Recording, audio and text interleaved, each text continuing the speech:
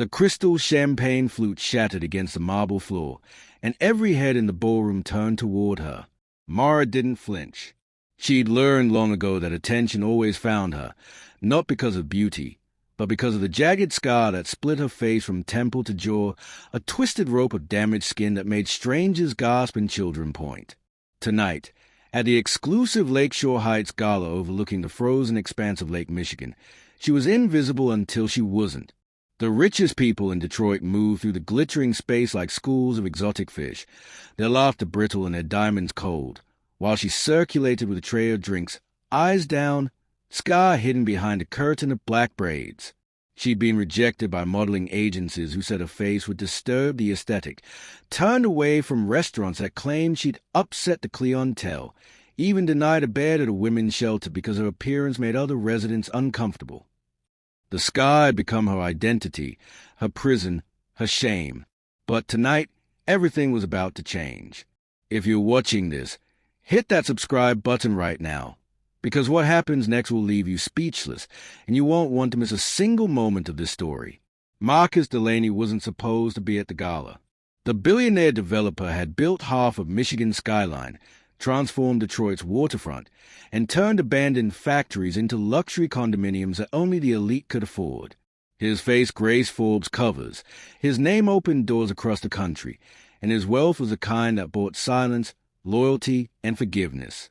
He moved through the ballroom with practiced ease, shaking hands and offering the kind of smile that never reached his eyes, the smile of a man who'd learned to perform his humanity rather than feel it. At 52, he was handsome in that expensive way that came from personal trainers, tailored suits, and the confidence of someone who'd never heard the word no mean anything permanent. His wife had died 3 years ago in what the papers called a tragic accident, and since then he'd thrown himself into work with the desperation of someone running from ghosts. Tonight was supposed to be another performance, another evening of writing checks and making promises he'd keep only if they served his interests. Then he saw Mara's face, and the champagne glass he'd been holding slipped from his fingers.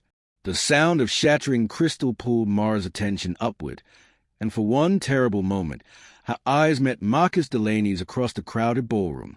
She watched his face transform, skin going gray, eyes widening with recognition or horror or both, mouth opening in a silent gasp that looked like prayer or confession. He took one stumbling step toward her, then another, and the conversations around him began to fade as people noticed the state's richest man moving like a sleepwalker through the crowd.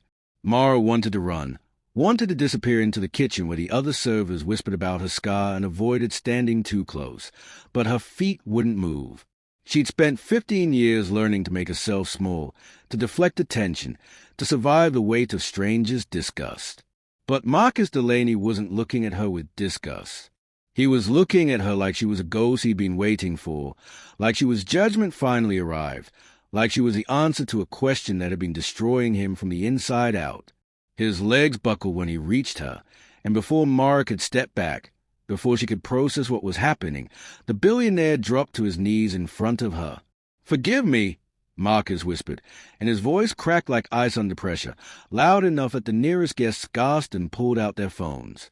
Tears streamed down his face, carving tracks through his carefully maintained composure, and his hands reached for hers with a desperation that bordered on violence. "Please, God, forgive me. I'm so sorry. I'm so sorry." Mara's tray clattered to the floor, champagne spreading across marble like spilled blood, and she stood frozen as this man she'd never met, this billionaire whose face she'd seen on buildings and magazines, sobbed at her feet. Around them, the gala had gone silent, 300 of Michigan's wealthiest people watching with phones raised and mouths open as their king prostrated himself before a scarred black woman in a server's uniform. Mara's mind raced through possibilities, through explanations, through memories that didn't make sense. She'd been told the scar came from an accident when she was 7 years old, a fall through ice that nearly killed her, a rescue that left her face destroyed but her life intact. Her grandmother, who'd raised her after that day, never spoke about the details, never explained why there were no photos from before the accident, never answered questions about Mara's parents or the life that came before the scar. Marcus looked up at her with eyes that held decades of guilt, And when he spoke again, his voice was barely audible over the murmur of shocked guests. "Your name was Amora then. You were 7 years old. It was February 14th, 15 years ago, and you fell through the ice on Sunset Lake because I—" His voice broke, and he pressed his forehead against the floor like a man seeking absolution from stone. "Because I pushed you. Because I was afraid you'd tell what you saw. Because I chose money over your life, and I've been building empires on top of that choice ever since." The words hit Mara like a physical blow, knocking the air from her lungs and sending the ballroom spinning. Somewhere in the crowd, a woman screamed. Someone dropped their phone. Security began moving toward them through the press of bodies. But Mara couldn't move, couldn't breathe, couldn't do anything but stare at this man who was claiming responsibility for the moment that had defined her entire existence. The scar on her face suddenly felt like it was burning, like the cold water was closing over her head again, like she was 7 years old and drowning and alone. Marcus reached for her hand, and his touch sent a shock of recognition through her body, a memory of other hands, pushing her backward, of eyes cracking beneath small feet, of freezing water and darkness and pain. And somewhere in the chaos of the ballroom, as phones captured every moment and security guards shouted and the richest people in Michigan watched their hero crumble, Mara felt the first stirring of something that might have been rage or might have been grief or might have been the beginning of understanding why her life had been stolen from her on a frozen lake 15 years ago. The security guard hauled Marcus to his feet, while Mara stood frozen in the center of the ballroom, her mind trying to process what had just happened. The crowd pressed closer, phones still recording, voices rising in a cacophony of shock and speculation that made her head pound. She could hear fragments of conversation. Did he say he pushed her? That's Amora Johnson, the missing girl from 15 years ago. Oh my God, this is insane. But none of it felt real. Her grandmother had told her the accident was just that, an accident, that she'd wandered on the thin ice while playing and fallen through, that a stranger had pulled her out but the cold had damaged her face beyond repair. There had never been any mention of being pushed, of a witness to something terrible, of a man who'd chosen his fortune over her life. Now Marcus Delaney was being escorted toward a side door by 3 security guards in dark suits, but he kept twisting back to look at her, his face streaked with tears and twisted with anguish. "Please," he called out over the noise. "Please, I need to explain. I need to tell you everything. 15 years I've carried this. 15 years I built everything on your silence, and I can't do it anymore." His voice broke on the last word, and one of the guards shoved him harder toward the exit. Mara's legs finally remembered how to move, and she pushed through the crowd, ignoring the hand that reached for her and the voices that called her name. She made it to the kitchen where the other servers had gathered to watch the chaos through the double doors, their faces a mixture of shock and something that looked almost like satisfaction, as if her public humiliation somehow validated their quiet cruelty. "I'm leaving," Mara announced to no one in particular, stripping off a server's apron and letting it fall to the floor. The catering manager, a thin white woman named Patricia who'd hired Mara specifically because she was desperate enough to accept low pay, stepped forward with her phone already recording. "You're not going anywhere until you explain what just happened out there. That man just confessed to attempted murder on video, and you were involved. The police are already on their way." Mara felt something cold settle in her chest, something that felt like the lake water from 15 years ago, something that felt like rage finally given permission to exist. She'd spent her entire life apologizing for her face, for taking up space, for making people uncomfortable with her existence. But Marcus Delaney had just handed her a weapon she didn't know she possessed, the truth about why her life had been destroyed, and the power to destroy his in return. She walked past Patricia without responding, past the other servers who whispered and pointed, out through the service entrance into the cold Michigan night. The February air bit at her skin, but she barely felt it. Her mind was racing backward through 15 years of fragmented memories and unanswered questions. She remembered the cold, remembered the darkness of the water closing over her head, remembered hands on her back, not pulling her out, but pushing her in. She remembered screaming, remembered the ice breaking beneath her, remembered thinking she was going to die. And she remembered, now that the memory had been unlocked, A man standing on the shore above her, his face twisted with fear and something else, something that might have been calculation. Even at 7 years old, she'd understood that he wasn't going to help her. Even at 7 years old, she'd known she was drowning because someone had decided her life was worth less than whatever secret she'd stumbled across. The doctors had said the cold water had caused some memory loss, that trauma could do that to a child's mind, that it was probably a blessing she didn't remember everything about that day. Her grandmother had seemed relieved by this explanation, had discouraged any attempt to dig deeper into the past, had moved them from Detroit to Flint immediately after Mara was released from the hospital. Her phone buzzed in her pocket, a text from an unknown number. "I'm outside the north entrance. Black Mercedes. Please, I need to explain what you saw that day, and why I spent 15 years trying to make amends in the only way I knew how. I know you have no reason to trust me, but I'm begging you for a chance to give you the truth, and the keys to everything I own." Mara stared at the message, her thumb hovering over the delete button. Every instinct screamed at her to run, to disappear the way she'd learned to disappear in rooms full of people who couldn't stand to look at her face. But another part of her, the part that had been buried under years of shame and rejection, wanted answers, wanted to know what a 7-year-old girl could have seen that was worth destroying her life over, wanted to know why Marcus Delaney had become a billionaire while she'd been sleeping in her car and getting turned away from minimum-wage jobs because her scar made customers uncomfortable. She walked toward the north entrance, her footsteps crunching on the gravel pathway, her breath forming clouds in the frigid air. The Mercedes was exactly where he'd said it would be, its engine running, its windows tinted so dark she couldn't see inside. She hesitated with her hand on the door handle, aware that she was about to cross a line she couldn't uncross. The door opened from the inside, and Marcus Delaney looked up at her with red-rimmed eyes.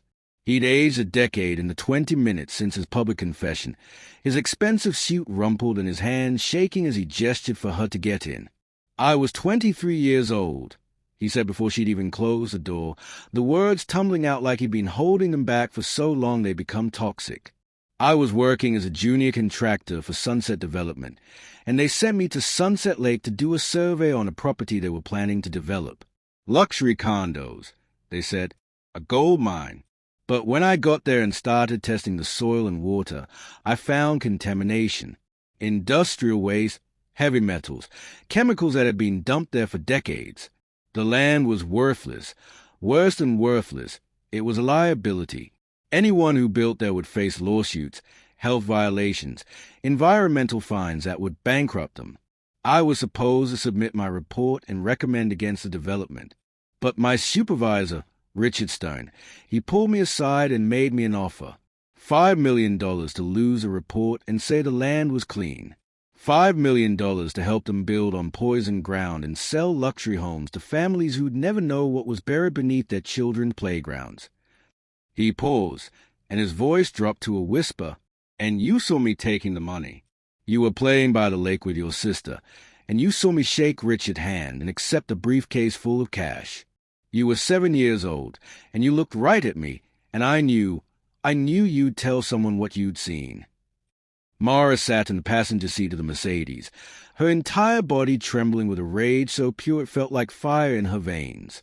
"You pushed a 7-year-old child through eyes to cover up fraud," she said, and her voice came out flat and cold, every word edged with 15 years of pain. "You let me drown to protect $5 million. You destroyed my face, my life, my future. And then what? You took that blood money and built an empire." Marcus flinched like she'd struck him, but he didn't look away, didn't try to defend himself. "Yes," he whispered. "I pushed you, and I watched you fall through the ice, and I stood there for 30 seconds trying to decide if I should help you or let you die. In the end, I pulled you out, but only after I convinced myself that a 7-year-old's word wouldn't hold up against mine, that no one would believe you'd seen anything important. I pulled you out and called 911, and then I disappeared before the ambulance arrived. I told myself I'd saved your life, that I was a hero, that the scar you'd carry was a small price to pay for breathing." He pulled a thick envelope from his jacket and held it out to her with shaking hands. "This is everything. Deed to my primary residence in Bloomfield Hills, worth $8 million. Keys to the lake house, the downtown penthouse, the property in Traverse City. Account numbers for my personal banking, investment portfolios, trust funds. Legal documents transferring 60% ownership of Delaney Development Corporation to you. I've been preparing this for 3 years, ever since I tracked you down and realized you were alive but living in poverty because of what I did. Mara stared at the envelope like it was a snake. Around them, the parking lot was filling with police cars, their lights painting the night in shades of blue and red. She could see officers moving toward the gala entrance, could hear sirens in the distance growing louder. "You think you can buy forgiveness?" she asked, and her laugh was bitter as poison. "You think a few properties and some bank accounts make up for 15 years of people turning away from my face?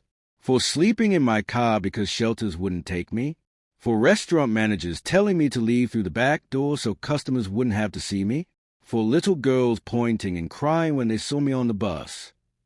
She grabbed the envelope and threw it back at him, papers scattering across the dashboard and floorboards. "I don't want your guilt money, Marcus.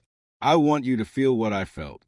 I want you to know what it's like to have everything taken from you because someone decided you were worthless." Marcus picked up one of the scattered documents, a deed with her name already printed on it, and pressed it back into her hands. "Then take it all and destroy it," he said quietly. "Sell every property for pennies, bankrupt the company, ruin everything I built. I'll help you do it. I'll sign whatever you want, testify to whatever crimes you need me to confess. But please let me tell you about your sister first."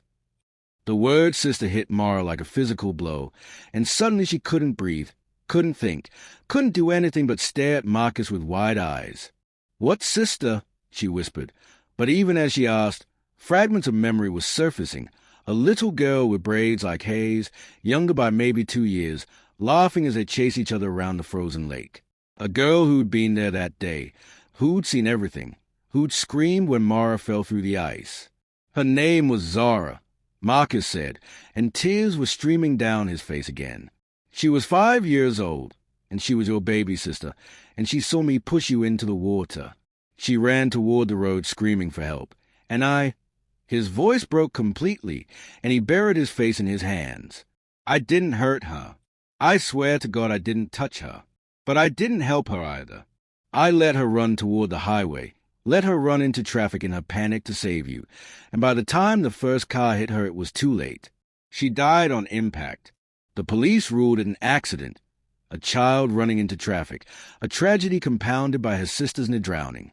No one connected it to me. No one knew I was there." Mara's world tilted sideways. She had a sister, past tense, a sister who died trying to save her, a sister whose face she couldn't even remember clearly, a sister whose existence had been erased from her life along with everything else from before the scar. "My grandmother never told me," she said, and her voice sounded far away, like it belonged to someone else. "She never mentioned Zara, never showed me pictures. Never. Why would she hide that from me?" Marcus wiped his eyes with the back of his hand, smearing tears and expensive cologne across his face. "Because your grandmother knew," he said quietly. "Not about me specifically, but she knew something wasn't right about that day. She knew Zara had been running from something, knew you'd been pushed rather than fallen. She came to the hospital while you were in surgery and asked questions the police couldn't answer. Why were 2 little girls alone by a dangerous frozen lake? Why had no adult seen what happened? Why did Zara run into traffic instead of toward the houses that lined the shore?" He pulled out his phone and showed Mara a photo, a newspaper clipping from 15 years ago, yellowed with age but still legible. The headline read, "Tragedy strikes Detroit family. 1 girl dead, 1 critically injured in lake accident." Below it was a photo of 2 little girls, their arms around each other, their smiles bright and untroubled. Mara recognized herself in the smaller girl's face, before the scar, before the pain, before everything. "Your grandmother took you away from Detroit the day you were released from the hospital," Marcus continued, his voice hollow with exhaustion. She changed your last name from Johnson to Washington, enrolled you in school in Flint under your new identity, and never spoke about what happened. I think she was trying to protect you from whoever had caused the accident, from questions you weren't ready to answer, from a grief that might have destroyed what was left of your childhood. But she also took away your history, your sister's memory, your right to know the truth about why your face was scarred and your family was broken. He reached into the back seat and pulled out a cardboard box, setting it on Mara's lap with careful hands. I've spent 15 years tracking down everything I could find about you and Zara. Photos, school records, medical files, police reports. I hired private investigators, paid our hospital administrators, bribed court clerks, all to piece together the life I destroyed. It's all in here. Every picture of your sister, every detail about the family you lost, every answer to questions your grandmother wouldn't give you. Mara opened the box with shaking hands and found herself staring at a photo album labeled The Johnson Sisters, 2008 to 2010. On the first page was a picture of two little girls building a snowman, their faces pressed together in laughter, their eyes bright with a kind of joy that couldn't imagine tragedy. If you're still watching, hit that like button and drop a comment telling me what you think Mara should do next, because what she discovers in that box will change everything, and the choices she makes in the next 24 hours will determine whether justice or revenge wins out. Mara spent the next 3 hours in a hotel room Marcus had paid for, the box of memories spread across the bed like pieces of a shattered life. Each photograph was a knife to the heart, Zara blowing out candles on a birthday cake, Zara and Mara dressed in matching church outfits, Zara asleep with a teddy bear clutched to her chest. Their mother appeared in some of the photos, a beautiful woman with the same dark eyes and high cheekbones Mara saw in her own mirror, smiling with a kind of warmth that suggested she'd never imagined losing everything. Their father was absent from most pictures, and a police report tucked in the bottom of the box explained why. Jamal Johnson, incarcerated 2009, armed robbery, serving 15-year sentence at Milan Federal Correctional Institution. The report included a note that he'd been denied compassionate release to attend his daughter's funeral. Mara traced her finger over Zara's face in photo after photo, grief and rage building in her chest until she thought she might explode. Her grandmother had stolen this from her. Marcus had stolen her sister. And somewhere in the tangle of lies and trauma, Mara had lost not just her face but her entire identity. She picked up her phone and dialed a number she hadn't called in 6 months. Not since her grandmother had told her to stop coming around because the neighbors were uncomfortable with Mara's appearance. The phone rang 4 times before her grandmother answered, her voice thick with sleep. "Mara? Child, it's 2 in the morning. What's wrong?" "Everything." Mara wanted to scream. "Everything is wrong and has been wrong since I was 7 years old, and you decided lying to me was easier than giving me the truth." Instead, she kept her voice steady and cold. "I met Marcus Delaney tonight. He told me about Zara. He told me about the lake, about being pushed, about my baby sister dying in traffic because she was trying to save me from the man who tried to kill me." The silence on the other end of the line stretched so long Mara thought her grandmother had hung up. Then came a sound like breaking, a sob or a gasp or both.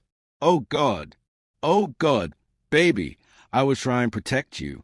You were so small, and you'd lost so much, and the doctors said you might never recover if we forced you to remember.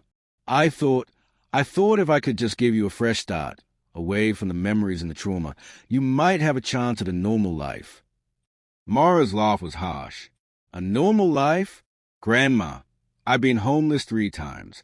I've been rejected from jobs, relationships, even basic human kindness because of my face.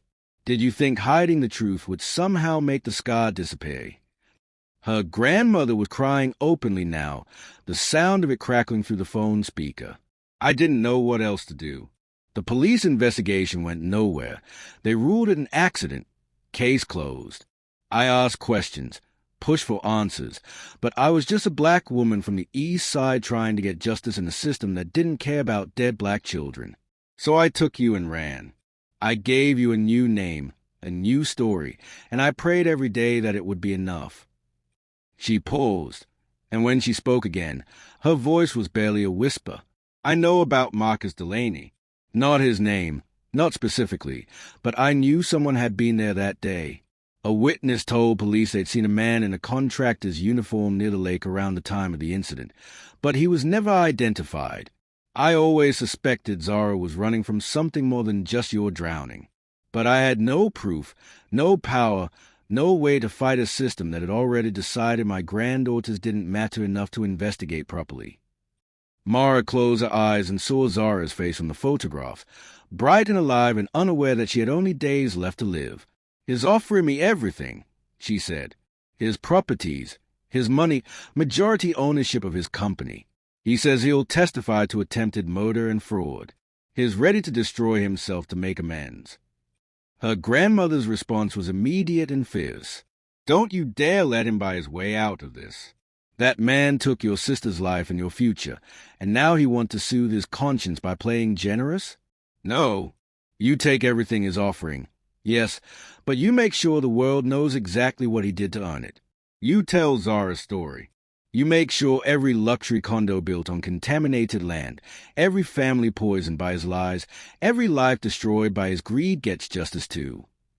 The words settled into Mara's chest like stones, heavy and permanent. She hung up and stared at the documents Marcus had given her, seeing them now not as guilt money but as weapons. A plan began forming in her mind, sharp and cold as the ice that had nearly killed her. She picked up a phone and started making calls to local news stations, to investigative journalists, to environmental lawyers who'd spent years trying to prove Sunset Development had knowingly built on contaminated land. To each one, she said the same thing.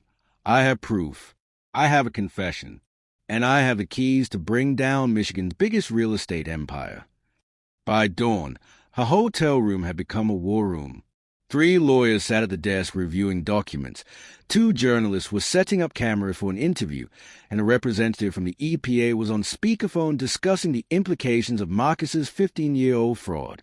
Marcus himself arrived at 7 in the morning, looking like he hadn't slept at all. His eyes were hollow, his expensive suit wrinkled, his hands still shaking as he took in the scene. "You're really doing this," he said, and it wasn't a question. Mara stood and faced him, her scar catching the morning light streaming through the window. "I'm doing what you should have done 15 years ago. I'm telling the truth. Every family living in those condos you built on poisoned land will be notified. Every sick child, every cancer diagnosis, every covered-up death, all of it comes out today. Your company will face lawsuits that will bankrupt it. Your reputation will be destroyed. You'll likely face criminal charges for fraud, environmental crimes, and attempted murder. And I will own what's left of your empire, not to profit from it, but to make sure every cent goes to the people you hurt." Marcus nodded slowly, tears streaming down his face again, but this time there was something like relief in his expression. "Good," he whispered. "Good. That's what should happen. That's what I deserve." He pulled out a final document, one Mara hadn't seen in the envelope the night before. "This is the address where your father is currently being held. He's eligible for parole in 6 months, and I've already hired the best lawyers in the state to handle his case. It's not enough. Nothing I do will ever be enough, but I want you to have your family back, whatever's left of it." Before Mara could respond, before she could process this new information, the hotel room door burst open and 2 police officers entered with weapons drawn, and behind them stood a woman Mara recognized from news reports. Patricia Chen, the prosecutor who'd built her career on taking down white-collar criminals, and who looked like she'd just won the lottery. Patricia Chen moved through the hotel room like a predator who'd finally cornered her prey, her sharp eyes taking in the lawyers, the journalists, the scattered documents that represented 15 years of buried crimes. "Marcus Delaney," she said, her voice carrying the weight of authority that came from 2 decades of prosecuting Michigan's most powerful criminals. "I've been investigating Sunset Development for 7 years. 7 years of hitting walls, of witnesses who suddenly refused to talk, of evidence that mysteriously disappeared, of judges who threw out cases on technicalities. And now you just handed me everything I needed, wrapped up with a confession and a victim willing to testify." She turned to Mara, and her expression softened slightly. "Ms. Washington," Or should I say, Ms. Johnson, I understand this is overwhelming, but I need you to tell me everything that happened last night. Every word Marcus said, every document he gave you, every admission he made. Because right now, we have a chance to not only put him away, but to expose an entire network of corruption that's been poisoning this state for decades. Marcus held up his hands in a gesture of surrender. I'll tell you everything. Names, dates, bribes, cover-ups, all of it. But I have one condition. Patricia's eyebrows rose. You are not in a position to make conditions, Mr. Delaney. He shook his head, his voice steady despite the tears still wet on his face. Not for me. For the families living in those contaminated buildings. I want full medical monitoring, relocation assistance, and compensation for every person affected. I want the buildings condemned and demolished properly, and I want the land remediated before anyone else gets sick. Use my assets, liquidate everything. I don't care. But those people need to be made whole first, before anything happens to me. The next 6 weeks moved like a hurricane. Marcus's arrest made national headlines. Michigan billionaire confesses to attempted murder and environmental crimes, and the fallout was immediate and devastating. Delaney Development Corporation stock plummeted, investors fled, and 3 other executives were arrested for their roles in the cover-up. But the real story, the one that dominated every news cycle, was Mara's. Journalists from CNN, NBC, and every major network wanted interviews with a woman whose scarred face had brought down an empire. At first, Mara refused them all. She wasn't ready to be a symbol, wasn't ready to have a trauma packaged into sound bites and viral videos. But then she received a letter from a woman named Michelle Torres, whose 8-year-old son had died of leukemia after living in Sunset Heights condominiums for 5 years. Please tell your story, Michelle wrote. Please make sure everyone knows what these men did to our children. My son's death can't be for nothing. So Mara agreed to one interview with a local Detroit journalist named Keisha Grant, who had been investigating Sunset Development since the beginning and who understood that this story wasn't about revenge or redemption, but about justice for the voiceless. The interview aired on a Thursday evening, and by Friday morning, Mara's face, scar and all, was on the front page of newspapers across the country. She told them about Zara, about the frozen lake, about 15 years of rejection and poverty and shame. And she told them about the dozens of families who'd lost loved ones to cancers and illnesses caused by contaminated land Marcus had knowingly developed. The public response was overwhelming. A GoFundMe campaign for the affected families raised $12 million in 3 days. Environmental advocacy groups descended on Michigan, demanding accountability not just from Delaney Development, but from every corporation that had prioritized profit over human life. And Mara found herself at the center of a movement she hadn't asked to lead but couldn't walk away from. She used Marcus's properties as headquarters for the Zara Johnson Foundation, a nonprofit dedicated to helping victims of environmental crimes and supporting survivors of childhood trauma. She hired lawyers to represent the families in their lawsuits, doctors to provide free medical care, and therapists to help children process the fear of living in poisoned homes. And every day, she looked at her sister's picture and promised that Zara's death would mean something, that the 5-year-old girl who'd run into traffic trying to save her would be remembered not as a tragedy but as a catalyst for change. But the work was exhausting, and the attention was suffocating. Mara found herself withdrawing, spending more and more time alone in the lake house Marcus had signed over to her, staring out at the frozen expanse of water where everything had begun and ended. She'd achieved everything she'd set out to do. Marcus was awaiting trial. The families were getting justice. Her sister's name was known. But she felt hollower than ever. That's when her father called. Jamal Johnson had been released on parole 2 weeks early, his lawyers having successfully argued that he'd served enough time for a non-violent crime committed under circumstances of financial desperation. Mara had known he was getting out. Marcus's lawyers had kept her updated. But she hadn't expected to hear from him so soon, hadn't prepared herself for the sound of his voice on the other end of the line. Mara, baby girl, it's your daddy. I know I got no right to call you after all these years, after missing your whole life. But I've been watching the news, and I've been reading everything I could about what you've been doing, and I I needed to hear your voice. I needed to know if there was any chance you'd let me see you." His voice cracked on the last word, and Mara felt 15 years of abandonment and anger rise in her throat. He'd been locked up when she and Zara needed him most.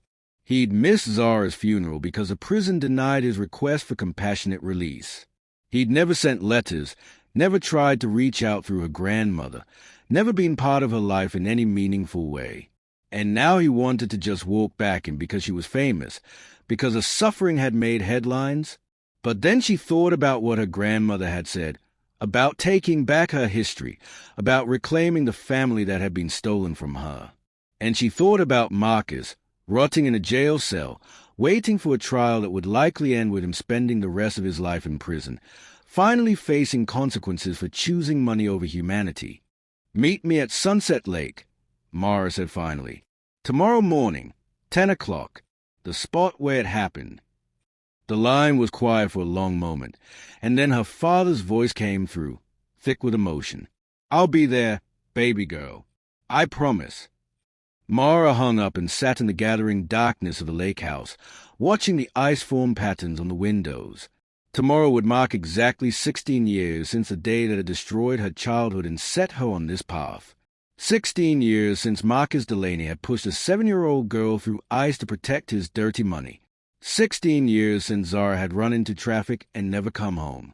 And now, Mara would return to that lake with her father, with the truth, and with the weight of everything that had happened since. She picked up her phone and scrolled through messages, update from lawyers, interview requests from journalists, thank you note from families she'd helped. But one message stood out, sent from an unknown number just minutes ago. "There's something about that day you still don't know. Something about why you and Zara were at the lake alone. Something your grandmother has been hiding that's bigger than Marcus's crimes. Meet me at the old Johnson house on Woodward Avenue at midnight. Come alone. A friend of your mother's." Mara stared at the message, her heart pounding. She thought she knew the whole story, thought all the secrets had been dragged into the light. But this message suggested there were layers she hadn't uncovered, truths that went deeper than one man's corruption. And if you've made it this far in the story, you need to smash that subscribe button right now, because next chapter is going to reveal secrets that will change everything you thought you knew about this case, and the final chapter will deliver an ending you'll never see coming. The old Johnson house on Woodward Avenue stood like a monument to decay, its windows boarded up and its yard overgrown with weeds that pushed through cracks in the concrete. Mara hadn't been back here since she was 7 years old, hadn't even known her grandmother still owned the property until she'd looked it up on the drive over. The neighborhood had changed. What had once been a working-class black community was now a patchwork of empty lots and abandoned buildings, casualties of Detroit's economic collapse, and the kind of systemic neglect that made Marcus's crimes feel like symptoms of a larger disease. Mara sat in her car across the street at 11:55, watching the house and debating whether this was stupidity or courage. The message could be from anyone. A journalist trying to get an exclusive, a conspiracy theorist with wild theories, or someone genuinely connected to her mother. She tried to find information about her mother over the years, but the woman was a ghost. No social media, no current address, no employment records after 2010. Her grandmother had always said Mara's mother couldn't handle the grief of losing Zara and had gone away to heal. But Mara had always suspected there was more to the story, some darker truth her grandmother had been protecting her from. At exactly midnight, a car pulled up in front of the house, a beat-up Honda with a cracked windshield, and a woman got out. Even in the darkness, even after 16 years, Mara recognized her mother's walk, that particular sway that she'd inherited and seen reflected in old photographs. Naomi Johnson moved toward the front door of the abandoned house with keys in her hand, and Mara felt her world tilt sideways again. Her mother was here. Her mother, who was supposed to be gone, who'd supposedly abandoned her family in the aftermath of tragedy, was standing on the porch of their old house like she'd never left. Mara got out of the car on shaking legs and crossed the street, her footsteps loud in the quiet night. "Mama!" The word came out broken, a child's plea wrapped in an adult's voice. Naomi toned, and in the streetlight's glow, Mara could see tears already streaming down her face. "My baby! Oh, God! My baby girl!" Look at what they did to you. Look at what I let them do. She moved toward Mara with arms outstretched, but Mara stepped back, anger and confusion warring with a desperate need to be held by the mother who disappeared when she needed her most. Where have you been? Mara demanded. 16 years, Mama. 16 years, and not a word, not a letter, not even a phone call to see if I was alive. Zara died, and you just left me. Naomi's face crumpled, and she pressed her hand against the boarded-up door as if it was the only thing keeping her upright. I didn't leave you, baby. I was taken, and I've been trying to get back to you ever since. The word hung in the air between them, impossible and yet spoken with such raw truth that Mara felt the ground shift beneath her feet. What do you mean, taken? Naomi pulled a photograph from her pocket and held it out with trembling hands. It showed a younger version of herself standing next to a man Mara didn't recognize, tall, white, with a kind of expensive suit that suggested power and money. His name is Richard Stone. He was Marcus Delaney's supervisor at Sunset Development, the man who bribed Marcus to falsify the environmental reports. And before that, before any of this nightmare started, he was my employer. I was his assistant, his secretary, the person who filed his documents and scheduled his meetings, and her voice dropped to a whisper, and saw the evidence of everything he was doing. The bribes, the payoffs, the contaminated land reports that got buried. I was building a case against him, collecting evidence, planning to go to the authorities. But he found out. And the day you and Zara went to the lake, the day Marcus pushed you and Zara died, Richard made sure I couldn't tell anyone what I knew. The pieces were falling into place in Mara's mind, creating a picture so much darker than she'd imagined. You weren't at the lake with us that day, she said slowly. Grandma said you were working, that you'd left us with a babysitter who fell asleep. But that wasn't true, was it? Naomi shook her head, and fresh tears carved tracks down her face. I was supposed to meet with an FBI agent that morning. I had copies of everything. Richard's financial records, the falsified reports, proof that Sunset Development knew they were building on poisoned land. The meeting was set for 10 a.m. at a coffee shop downtown. But when I got there, it wasn't the FBI agent waiting for me. It was 3 men I'd never seen before, and they forced me into a car at gunpoint. They drove me to a house in the middle of nowhere, and Richard was there, and he told me exactly what was going to happen. He said my daughters were at Sunset Lake with someone he'd sent to handle the situation. He said if I ever tried to contact the authorities or my family again, if I ever told anyone what I knew, he would finish what he started with you and make sure no one in our family lived to testify against him. Her voice broke completely, and she slid down the door until she was sitting on the porch, her face buried in her hands. They kept me in that house for 3 months. No phone, no contact with the outside world, just Richard coming by every few days to remind me what would happen if I tried to escape. When he finally let me go, he made sure I understood the rules. Stay away from my family, keep quiet about what I knew, and maybe he'd let you and your grandmother live in peace. Mara's mind was reeling, trying to process the magnitude of what her mother was telling her. Marcus hadn't been acting alone. He'd been a tool, a desperate young man manipulated by someone more powerful and more ruthless. And her mother had spent 16 years in hiding, not out of grief or abandonment, but out of fear that showing her face would get her only surviving daughter killed. Why are you here now? Mara asked, her voice hoarse. If you've been hiding for 16 years, why risk everything to contact me now? Naomi stood up slowly, wiping her eyes and straightening her shoulders in a gesture that reminded Mara so much of her grandmother it hurt. Because I've been watching the news. I've seen what you've done, how you've brought Marcus down and exposed some of what happened. But Marcus is just one piece. Baby, Richard Stone is still out there, still powerful, still connected to people who can make evidence disappear and witnesses die in convenient accidents. He's watching all of this, and is getting nervous. When powerful men get nervous, they eliminate threats. And right now, you're the biggest threat he's ever faced. She pulled out another envelope, this one thick with documents. I've spent 16 years gathering evidence, building a case that can't be dismissed or buried. Bank records showing payments from Richard to Marcus, to the building inspectors who approved contaminated sites, to the doctors who falsified death certificates when people started getting sick.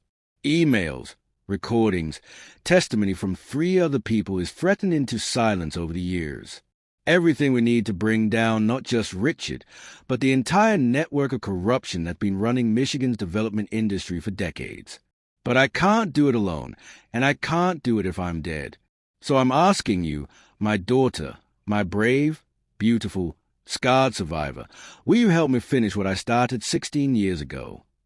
Mara took the envelope with shaking hands, and as she did, headlights swept across the street behind them, and a black SUV pulled up with tinted windows and an engine that purred with expensive menace, and both women knew without speaking that their time for planning had just run out, and whatever happened next would determine whether justice finally won or whether Richard Stern would bury them both alongside the truth they'd been fighting to expose. The sub's doors opened and 3 men stepped out, their faces shadowed but their intent clear in the way they moved, professional, coordinated, dangerous. Naomi grabbed Mara's arm and pulled her toward the side of the house, but before they could run, a voice cut through the darkness, smooth and cultured and laced with a threat that needed no elaboration. Naomi, Naomi, Naomi. 16 years of obedience, and you throw it all away for a moment of maternal sentiment. How disappointing. Richard Stern stepped into the streetlight's glow, and Mara saw the man from her mother's photograph, older now, grayer, but still carrying himself with the confidence of someone who'd never faced real consequences for anything. He wore a cashmere coat that probably cost more than Mara had earned in the past year, and his smile was the kind that never reached his eyes. And you must be little Mara, all grown up and causing quite the stir. I have to admit, I didn't see this coming. When Marcus had his little breakdown at the gala, I thought we could contain it. A man overcome with guilt, making wild accusations that couldn't be proven. But then you started digging, and you found the documents, and you became a problem that needs solving. He gestured to the men flanking him.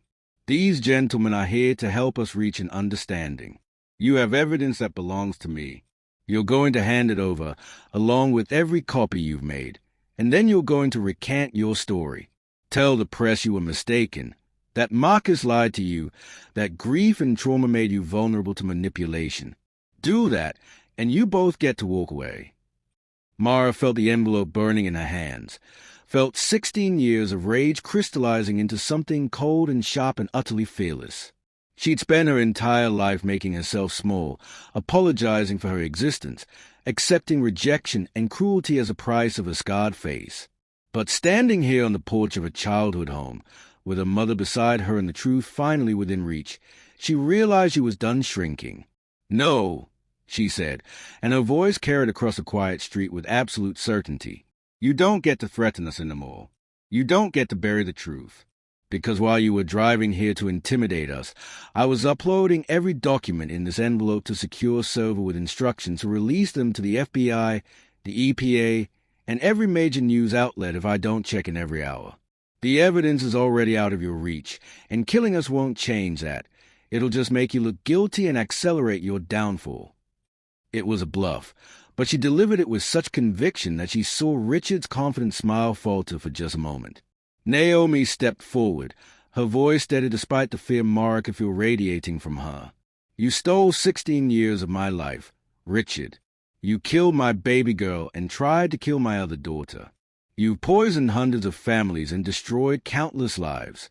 And you thought you could keep doing it forever because people like us, black, poor, powerless, don't matter enough to fight back.